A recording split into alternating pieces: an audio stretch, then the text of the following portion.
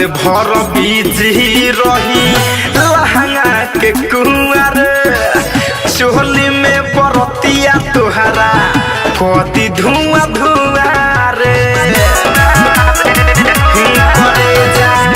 रात भर बिजी रही लहंगा के कुंवर चोली में बरतिया तुहरा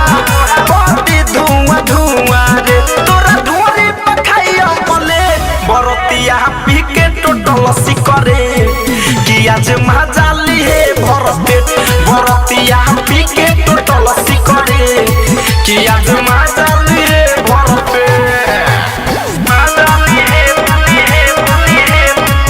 पेट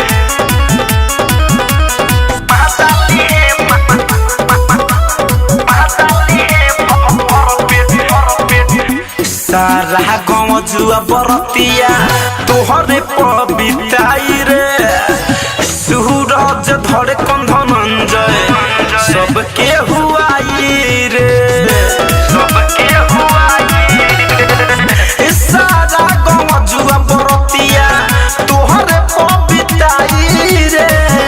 सूरज धरे कंधनंजय सबके हुआई रे मनी शंकर करिया मामला से बरतिया पी के टोटल सिकरे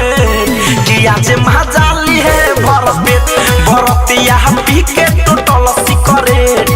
कि आज मजाली है भर पेट तोहर जवानी बचल सबके नजर में गहर तोहर चलते रे पुचिया पूरा ग्राउंड में भरल सब चकाई तोहर तले बरतिया पी के टोटल सिकरे कि आज मजाली है भर पेट बरतिया पी के टोटल सिकरे